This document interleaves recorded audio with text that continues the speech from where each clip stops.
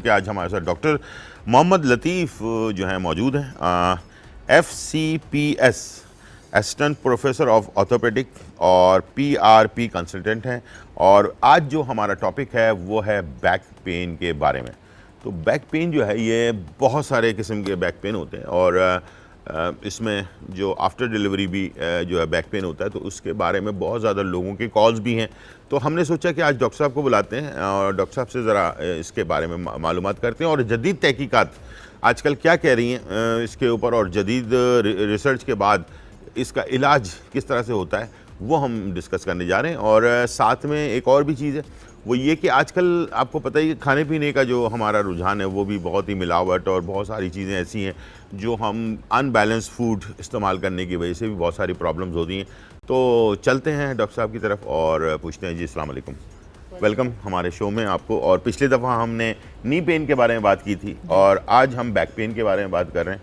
ये अक्सर लोगों की बहुत पहले होता था कि उम्र ज़्यादा होने के बाद बैक पेन होना, या वो आजकल बहुत यंग एज में जो है ख़वातीन मर्द ख़ास तौर पर जो है ना बहुत ज़्यादा ये मसला बढ़ता जा रहा है। ये वजह पहले तो हम बताएं कि क्या वजूहात हैं इसकी। देखें, जो बैक पेन है उसके पीछे बहुत सारी वजूहात हैं जी। सबसे पहले तो मुझे इस बात की बहुत खुशी है कि मेरे बहुत सारे ऐसे मरीज़ जो कि बैक पेन में मुब्तला थे, स्पेशली क्रॉनिक बैक पेन में महीनों से बैक पेन चल रही थी, सालों से बैक पेन चल रही थी। किसी को डिस्क का मसला था, किसी को मोरों का मसला जिसको आम लफ्ज़ों में लोग कहते हैं, मुख्तलिफ़ किस्म के मसाइल से दरपेश था लोगों को, और जिसका कोई ट्रीटमेंट अवेलेबल नहीं था। और लोग जो हैं दवाई, पेन की दवाई लेते थे और पेन किलर लेके और ठीक हो जाते थे। तो अल्हम्दुलिल्लाह हमारे centre sure cell Australian Karachi stem cell clinic के अंदर इसका कामयाबी के साथ इलाज किया गया है।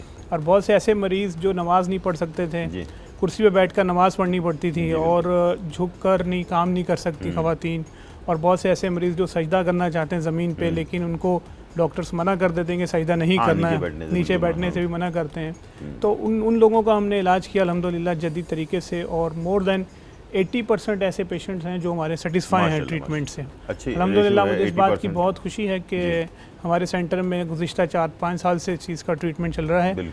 घुटनों के इलाज के साथ साथ ये बैक पेन और इस तरह की और बहुत सारी सर्वाइकल हो गया, बहुत सारी चीज़ों का हम इलाज कर रहे हैं अल्हम्दुलिल्लाह, बहुत सक्सेस है इसमें हमारे पास।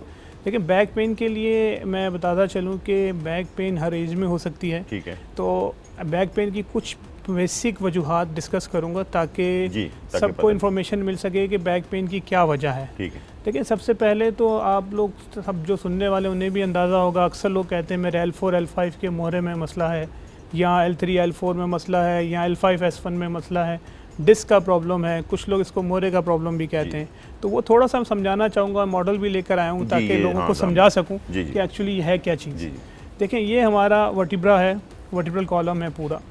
इसके अंदर ये वर्टिब्रा होती हैं, वो इसमें L1 L2 L3 L4 L5। ठीक है, मैंने स्पेशली लिख कर भी लेकर आया इसके ऊपर। इसके बीच में डिस्क मौजूद है, आप देखें हर एक के बीच में L1 L2 के बीच में एक डिस्क मौजूद है। इसी तरह सिमिलरली सब के बीच में एक डिस्क मौजूद है, और इसके पास से ये येलो कलर की जो चीज़ें हैं इन्हें रगें कहते हैं। आमतौर हम लोग नर्व्स कहते हैं, लोग इन्हें रगें या नसें कहते हैं। तो ये जो नसें हैं यहाँ से निकलती हैं, ये राइट साइड पे भी निकलती हैं, लेफ़्ट साइड पे भी निकलती हैं। तो राइट साइड से होती हुई पूरी टांग के अंदर जाती है। आप अगर गौर करें डिस्क में, इसमें कहीं कोई भी ऐसी जगह पे अगर ये डिस्क रप्चर हो जाए किसी भी रीज़न से, स्ट्रेसेस की वजह से, वीकनेस की वजह से, या एबनॉर्मल पोस्चर की वजह से अगर डिस्क रप्चर हो जाए, स्पेशली ये अगर आप देखें L4 L5 के बीच में मैंने ये रेड कलर के स्पेशली मार्क है। अगर आपका कैमरा जूम कर सकता है तो ये चीज़ देखें, ये जो रेड है इसका मतलब क्या है कि डिस्क का मटेरियल इसके अंदर से निकल कर बाहर आ गया। अच्छा, अब ये जब मटेरियल बाहर आ जाता है, इसी को लोग मोहरा भी कहते हैं आमतौर पे। तो ये क्या हुआ जी, L4 L5 के बीच में से हमारी डिस्क जो है वो बाहर आ गई है। ठीक है, अब ये डिस्क जब यहाँ से बाहर आ जाता है, इसका ये मटेरियल हमारी इस रग को दबा देता है। ठीक। जब ये रग दबती है तो जब ये रग जब दबेगी तो इसका जो फीलिंग्स हैं, जो पेन है, वो यहाँ से होती हुई पूरी लेग में आएगी। और पेशेंट फील करेगा कि कुछ लोगों को बैक पेन होती नहीं है, सिर्फ टांग में दर्द जाती है। तो हम उन्हें कहते हैं नहीं आप अपनी कमर का एक्सरे कराएं, कमर की कोई चीज़ कराएं, लेकिन लोग कहते हैं डॉक्टर साहब मेरी तो टांग में दर्द है। टांग में नहीं होता, कमर से आ रहा होता है। बेसिकली वो यहाँ से, अगर मैं कहूँ यहाँ पर स्विच है तो यहाँ से देखें कोई सा भी हो सकता है, most common place L4 L5, इसके बाद L5S1 भी है, लेकिन सबसे कॉमनेस्ट ये है, कहीं भी डिस्क गड़बड़ कर सकती है। बहुत से मरीज ऐसे भी हैं जिनको मल्टीपल डिस्क का प्रॉब्लम होता है, तो मल्टीपल जगहों पे प्रॉब्लम हो जाती है। तो ये डिस्क का ऐसा मसला हो जाता है कि वो क्रॉनिक हो जाता है और पेशेंट ठीक नहीं हो पाता। दर्द की दवाइयाँ लेता है, दर्द की दवाइयों से कुछ अरसे के लिए आराम आता है और फिर दोबारा उससे उसी पेन में मुब्तला हो जाता है। थोड़ी देर के बाद आराम। अब ये एक वजह तो ये होगी कि कुछ मरीज हमारे ऐसे हैं जो L4 L5 के मरीज हैं, L5S1 के मरीज हैं, या मल्टीपल डिस्क के मरीज हैं। अच्छा, इसके अलावा जो पेन है और भी वजूहात हैं। दूसरी वजह क्या हो सकती है? अच्छा, ये जो डिस्क के प्रॉब्लम की है ना, मेनली ये होता है एज 35 से 40 के बीच में। इसके बीच में आमतौर पर डिस्क का ये कॉमन इंसिडेंस है, डिस्क का प्रॉब्लम। अच्छा, इसके अलावा अगर आप देखें, ये इतने जोड़ हैं अल्लाह ताला ने हमें दिए हैं पूरे स्पाइन के अंदर। देखिए आप कितने ये जॉइंट्स हैं, इतने जॉइंट्स बने हुए हैं। तो ये जॉइंट्स के अंदर चिकनी हड्डी मौजूद होती है ना, जैसे घुटने में मैंने अर्ज किया था लास्ट टाइम चिकनी हड्डी होती है, ऐसे ही इन मल्टीपल जॉइंट्स के अंदर चिकनी हड्डी होती है। तो ये ओल्ड एज, जब 50 से अबव एज हो जाती तो अक्सर लोगों की ये जो चिकनी हड्डी है यहाँ की, वो भी ख़राब हो जाती है। जब ये इन जॉइंट्स की चिकनी हड्डी ख़राब हो जाती है तो अक्सर क्या होता है, पेन यहाँ से ओरिजिनेट कर रहा होता है। ठीक है, पेन यहाँ से भी ओरिजिनेट कर सकता है। तो दूसरी पॉसिबल कॉज क्या हो गई कि यहाँ पर आर्थराइटिस हो गया है। ये जो फेसेट जॉइंट हम कहते हैं अपने लफ्ज़ों में, तो ये जो जोड़ है मुख्तलिफ हड्डी के, यहाँ पर क्या हो गया, आर्थराइटिस हो गया। ठीक है, दूसरी पॉसिबल रीज़न ये हो गई जो आर्थराइटिस। तीसरी क्या होती है, जब इतने जोड़ अल्लाह ने बनाए हैं तो इन जोड़ को सपोर्ट करने के लिए अल्लाह ने हमें सॉफ्ट टिश्यूज़ दिए। ठीक है, हमारे लफ्ज़ों में लिगामेंट्स कहते हैं। आम लोग जो हैं इसे सॉफ्ट टिश्यू के नाम से जानते हैं कि सॉफ्ट टिश्यू हैं। तो वो लिगामेंट्स इन सबको आपस में जोड़ के रखते हैं, जोड़ों।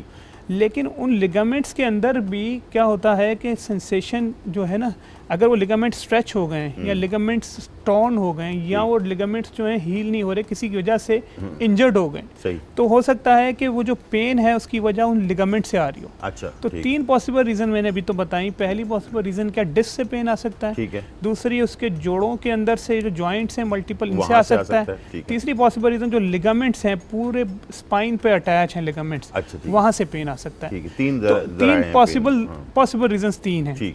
इससे आगे अगर और रीजंस की बात करें तो वो डेंजरस रीज़न है कि ये जो एरिया है आपका, ये जो डिस्क, ये जो बोन है, हो सकता है कि एज की वजह से बोन में से जो विटामिन्स हैं, विटामिन डी है, या जो उसका बोन का जो मटेरियल है, हम आमतौर पर उसे बोन मास कहते हैं, वो कम हो गया। तो लोग इसे कहते हैं हड्डियां भुरभुरी हो गई, भुरभुरी हो गई। हम लोग कहते हैं ऑस्टियोप्रोसिस। तो उस वजह से कुछ लोगों को ओल्ड एज में पता भी नहीं चलता कि ऑस्टियोप्रोसिस अंदर क्या चल रहा है। उस वजह से क्या होता है, जब ये बोन वीक हो जाती है तो ये बोन जो है पूरी आपस में यूं कोलैप्स कर जाती है। अच्छा, ये पूरी कोलैप्स कर जाती है। कोई भी कोलैप्स, 2-3 भी कोलैप्स हो सकती हैं, कोई एक भी कोलैप्स हो सकती है। तो वो हम कहते हैं कि वो ऑस्टियोपोरोटिक फ्रैक्चर हो गया एक तरह से, जिसकी वजह से क्या हुआ, हो सकता है पेन वहाँ से ओरिजिनेट हो रहा है। और पॉसिबिलिटी क्या है कि खुदा न खास्ता कोई ट्यूमर या कोई कैंसर इस बोन के अंदर तो नहीं है। तो ये जो 5-6 पॉसिबिलिटीज मैंने बताई हैं, तो इसकी डायग्नोसिस कौन करेगा? इसकी डायग्नोसिस एक ऑर्थोपेडिक ट्रेन सर्जन ही कर सकता है।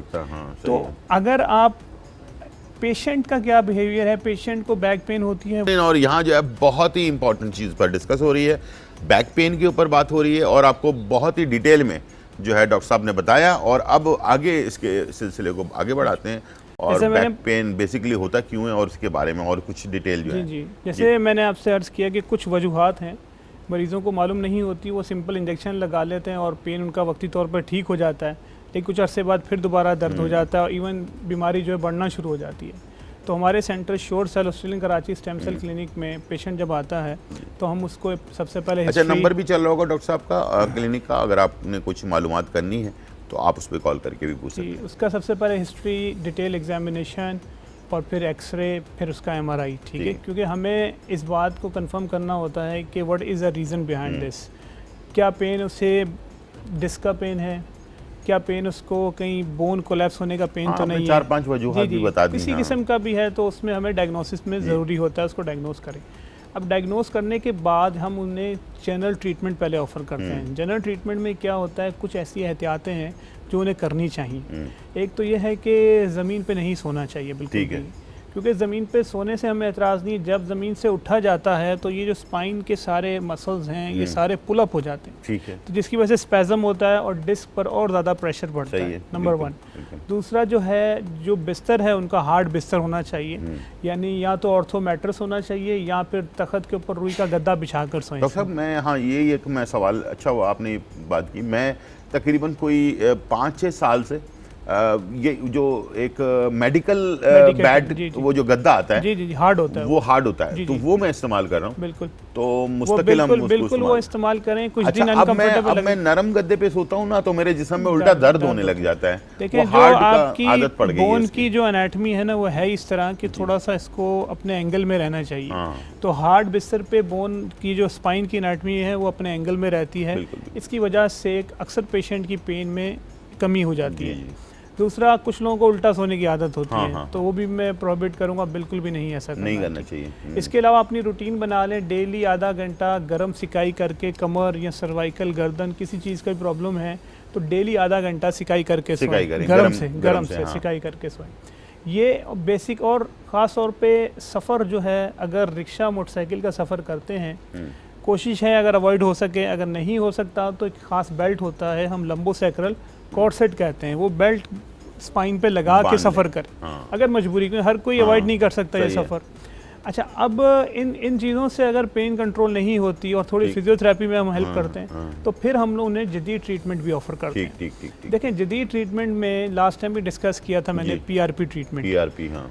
अब कम टाइम है तो इसलिए बताना चाहूँ, PRP ट्रीटमेंट में हम पेशेंट का ब्लड लेके उसमें से ब्लड को सेपरेट करते हैं और उसमें से प्लाज्मा अलग कर लेते हैं। तो इसी तरह हम PRP अपने पास हाईली स्टरलाइज्ड कंडीशन में बना लेते हैं। ठीक है, वही PRP का जो इंजेक्शन है, हम समझ लीजिए कि इस डिस्क पे लगा देते हैं। अच्छा, डिस्क पे लगा। तो वो जो इंजेक्शन है उस डिस्क पे जाके इस डिस्क की जो प्रॉब्लम है, जो भी सूजन है, उसको ख़त्म कर देता है। ठीक है, तो आप ही पेशेंट के ही ब्लड से लिया गया है वो, तो ये एक नेचुरल वे हो गया।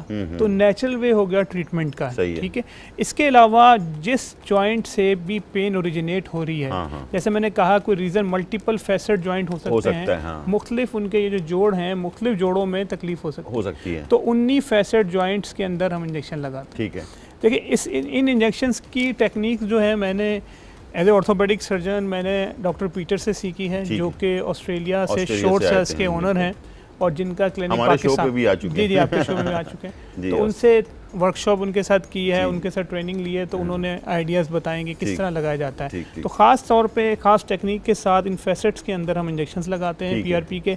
तो ये जो फैसेट्स की जो चिकनी हड्डी है, ये भी बेहतर होना शुरू हो जाती है। इसके अलावा प्लस क्या करते हैं, जितने भी लिगामेंट्स होते हैं यहाँ पे, जितने भी लिगामेंट्स लगे होते हैं, उनको भी इंजेक्ट करते हैं, मल्टीपल इंजेक्शन करते हैं। अब मल्टीपल इंजेक्शन से क्या होता है, उसके अंदर हीलिंग प्रोसेस स्टार्ट हो जाता है, तेज हो जाता है, और वो जो लिगामेंट्स हैं अपनी जगह पर हील होना शुरू हो जाते हैं। कुछ बेसिक मेडिकेशन जैसे कि पैनाडोल या सिंपल मेडिकेशन हम देते हैं पेशेंट को।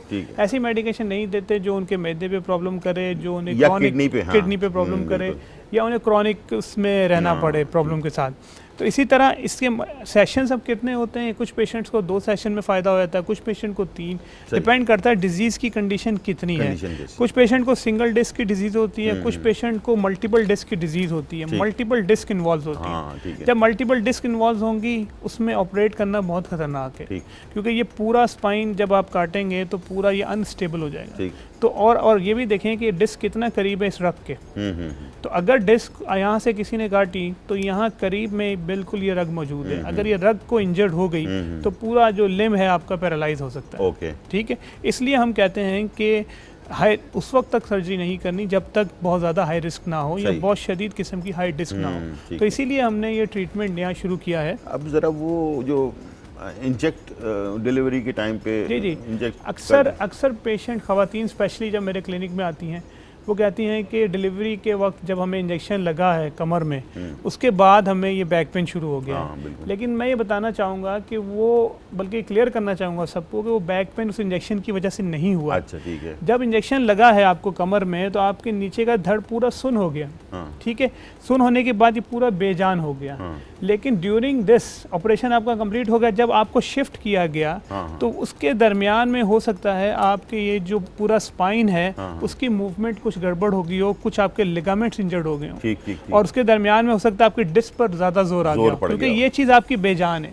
तो ये डिपेंड करता है शिफ्ट करने वालों ने किस तरह आपको उठा के शिफ्ट किया है दूसरी जगह पे। ये भी मैं चाहूँगा कि बाकायदा हमारी फीमेल को अवेयर होना चाहिए कि ड्यूरिंग शिफ्ट आपका दर्द तो बिल्कुल वो है, सुन हुआ आपको तो नहीं पता, तो आपने उन्हें कहना है कि हमें एहतियात से शिफ्ट करें। ऐसा नहीं उठा के चादर उठाई और उठा के ऐसे करके शिफ्ट कर दिया, ऐसा नहीं, क्योंकि स्पाइन पे जब जोर आ जाएगा, आपको समझें कि ये तो आप तो अपने सेल्फ नहीं होल्ड कर पा रहे ना, तो अगर स्पाइन पे जोर आ जाएगा तो इस जोर की वजह से क्या होगा, उनकी डिस्क हिल सकती हैं, उनके लिगामेंट्स टॉर्न हो सकते हैं, लिगामेंट्स में इंजरी हो सकती है, और उस वजह से उनको पेन परसिस्ट करता है। जो है कि उस वक्त इंजेक्शन के बाद उनको जब शिफ्टिंग करना है, शिफ्ट करें तो बहुत ही एहतियात से शिफ्ट करें, यानी कि उससे पहले बता देना चाहिए, डॉक्टर्स को भी बताना चाहिए, और खुद आजकल लोग एजुकेटेड हैं, उन्हें भी बताना चाहिए शिफ्टिंग करने वालों को, क्योंकि टाइम इतना होता है, सब लोग जल्दी जल्दी शिफ्टिंग कर रहे होते हैं, तो शिफ्ट में बताना चाहिए कि भाई शिफ्ट करते हुए एहतियात से करना है। तो इसीलिए लोग जो हैं, जो फीमेल खवातीन हैं, वो समझती हैं कि नहीं मुझे जो इंजेक्शन लगा था ना उस वजह से वो पेन हुआ है, और आप डॉक्टर साहब तो और इंजेक्शन लगा रहे हैं तो और पेन ना हो जाए। तो इसीलिए मैं ये क्लियर करना चाह रहा हूँ कि वो पेन उस इंजेक्शन का पेन नहीं है, वो जो पेन है बेसिकली शिफ्ट करने की वजह से जो आपके लिगामेंट्स या जो आपकी डिस्टर्बेंस हुई है स्पाइन में। बहुत अच्छा मतलब ये मैं समझा कि कमर से नीचे का हिस्सा जब इंजेक्शन लगाते हैं तो पूरा जिस्म यानी कि वो नीचे वाला हिस्सा बेजान हो जाता है, और जब बेजान होता है तो गलत तरीके से उठाकर दूसरी जगह शिफ्ट करेंगे तो जाहिर बात है वो पूरा जोर जो है ना कमर की डिस्क के ऊपर पड़ता है, तो फिर ये जो दर्द है ये हमेशा के लिए जो है ना इंसान के साथ साथ चल रहा होता है, चल जाता है। ये एक मेजर प्रॉब्लम होती है, जो कि पहले से डॉक्टर्स को यानी कि वहाँ के जो मेडिकल स्टाफ है उनको भी अवेयर, हम तो खैर अवेयरनेस देते हैं, हमारी अच्छी गायनेकोलॉजिस्ट भी हैं, वो भी अवेयरनेस अच्छी देती हैं कि शिफ्ट करते वक्त ख्याल करें।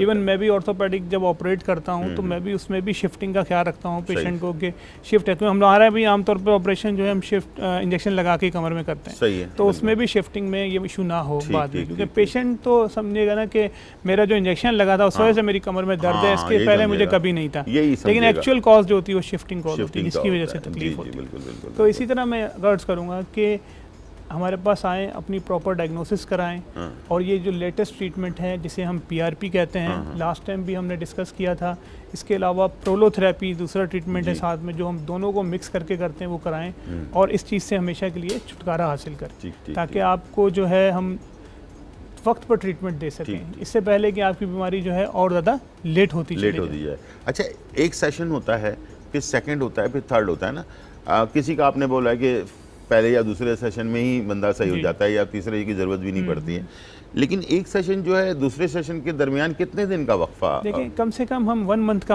वक्फा लेते हैं। एक दफा आपने ट्रीटमेंट की और 1 महीने का जो गैप होता है, ताकि वो अपना जो आपने इंजेक्ट किया है, जो भी किया है, उसका असर पूरा हो जाए। ठीक है, उसके बाद 1 महीने के बाद 1 महीने का गैप इसलिए भी ज़रूरी है कि नेचुरल एक लिगामेंट्स की हीलिंग का टाइम 6 वीक्स है ऑलमोस्ट। अच्छा, ठीक है। तो हम 4 to 6 वीक वेट करते हैं कि हमने जो इंजेक्ट किया है, जो भी हमने एक रीजनरेटिव ऑर्थोपेडिक स्टार्ट की इसके लिए, तो वो कितना टाइम ले रही है, वो 6 वीक या 4 वीक हम उसे देते हैं। ठीक है। जब सेकंड विजिट पे पेशेंट आता है, उसे दोबारा जीरो से एग्जामिन किया जाता है कि उसके जो टेंडर स्पॉट्स हैं, जहाँ जहाँ उसको पेन थी, वो पहले मार्क कर चुके होते हैं। हमने अपने पास नोटिस किया होता है कि इसके भाई 30-15 टेंडर स्पॉट्स हैं जहाँ पे हमने इंजेक्ट करना है। तो उन स्पॉट अब देखते हैं कि नेक्स्ट मंथ में उसके कितने बाकी रह गए। हो सकता है नेक्स्ट मंथ में उनके सिर्फ 4 बाकी रह गए, हो सकता है उनके नेक्स्ट मंथ में 6 बाकी रह गए या ज़्यादा बाकी रह गए। जितने भी रह जाते हैं तो दोबारा हम एग्जामिन करके उन्हीं टेंडर स्पॉट्स पर इंजेक्शन हम लगाते हैं, ताकि जो है उनको बेहतरी आ सके। यानी कि अगर सेशन बढ़ता जाए तो 1 महीना के बाद बुलाते हैं या फिर 1 महीने बाद? और हमेशा 1 महीने का गैप देते हैं। तो आमतौर पे अल्हम्दुलिल्लाह 2 से 3 सेशन के अंदर पेशेंट बहुत इंप्रूवमेंट फील करता है। जी डॉक्टर साहब, क्लोजिंग होने जा रही है, ब्रेक खत्म होने जा रहा है, तो ये सामने कैमरा है, जरा मैसेज। हाँ, मैसेज तो ये है कि जितनी भी बीमारियां हैं हमारे पास, अल्लाह ताला ने सबका इलाज किसी न किसी तरीके से दिया है, और ये हम लोग हैं जो इसको नए से नए तरीके से हमें ज़रिया बनाया है, नए से नए तरीके से नई जदीद टेक्नोलॉजी लेकर आएँ और इसका इलाज हम दरियाफ़्त करें। तो अल्हम्दुलिल्लाह आप लोग जो हैं कमर की जो तकलीफ़ में मुब्तला मरीज़ हैं वो बेफ़िक्र हो जाएं और इसका अपना इलाज कराएं, हमारे सेंटर पे आएँ। इंशाअल्लाह ताला अल्लाह ने चाहा तो आपको ज़रूर शिफा हासिल होगी। बहुत शुक्रिया आपका, आप आए और बहुत ही कारआमद मालूमात आपने दी। Thank you. छोटा सा ब्रेक, फिर वापस आता है।